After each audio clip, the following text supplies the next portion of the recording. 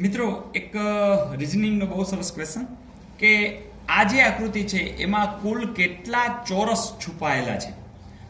તમને યાદ છે કે જ્યારે મેં આ શીખડાવ્યું હતું એમાં જે અંદરનો જે ભાગ છે એમાં તમે ધ્યાનપૂર્વક જોશો તો તમને આવા નાના નાના 1 2 3 4 5 6 7 8 ને 9 એમને એમ દેખાય છે, બરાબર.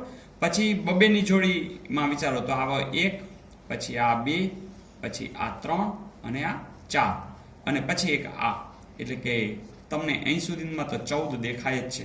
ઓકે, એટલે આટલો ભાગ જે છે આ એ તો 14 છે. હવે આ તો લંબચોરસ થઈ જશે, આપણે માત્ર ચોરસ જ જોવાના છે.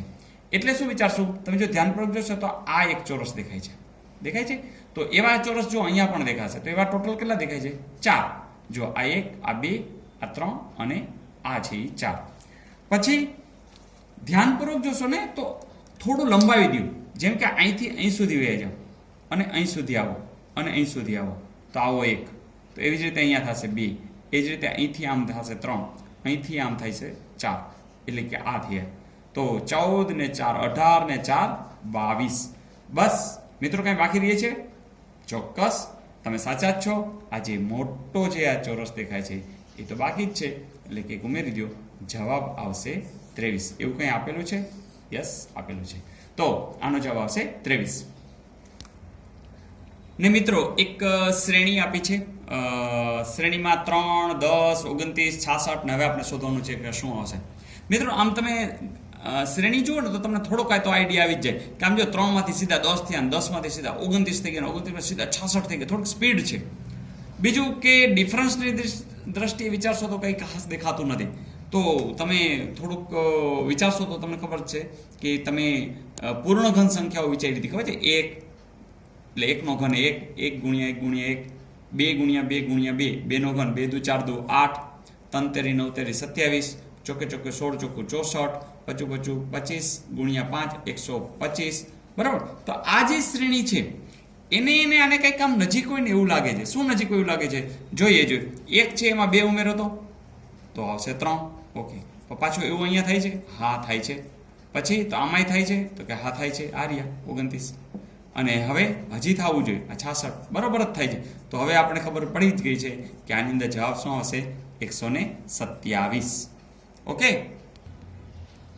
ને મિત્રો એક આવ્યો રિઝનિંગનો એક આવો સમ, અહીંયા તમને છે ને આ જગ્યાએ કયો અંક આવશે એ પૂછ્યું છે. આવું જ્યારે પૂછે ને ત્યારે તમારે શું વિચારવાનું, જેમ કે આ અંક અને 34, આ કંઈક ને કંઈક અનુસંધાન હશે. આપણે વિચારવું જ પડશે. એક અનુસંધાન આપણે પકડાય તો એનું જ એવું જ ટેસ્ટિંગ અહીંયા કરવું પડશે, કારણ કે અહીંયા પણ તમામ અંક આપ્યા છે અને પછી અહીંયા આપણે એપ્લાય કરી દેશું. જેમ કે ચાલો વિચાર લઈ, 6 ને 4 10, 5 ને 9 14, સરવાળો 24. નહીં, કાંઈ એવું કંઈ મેચિંગ થતું નથી. તો બીજું વિચારીએ, 6 ચોક 24, 9 50 45. ચાલો 24 અને 45 નું કંઈ મેચિંગ થાય છે? સરવાળા બાદ બાકી ના, એવું કંઈ નથી થતું. આમ વિચાર લઈ, 6 9 54, 5 ચોક 20. ચાલો આનો સરવાળો કે બાદ બાકી, હા અટકીએ. અહીંયા કંઈક એવું દેખાય છે, કારણ કે 54 માંથી 20 બાદ કરીએ તો 34 થાય છે. ફરીથી આપણે શું કર્યું? 6 ગુણ્યા 9 એટલે કે 54 અને 5 ગુણ્યા 4 એ 20, એની બાદ બાકી 34 મળ્યા છે. પણ આટલું પૂરતું નથી, તમારે સેમ વસ્તુ અહીંયા થવી જોઈએ. જેમ કે 8 9 72, 9 તેરી 27.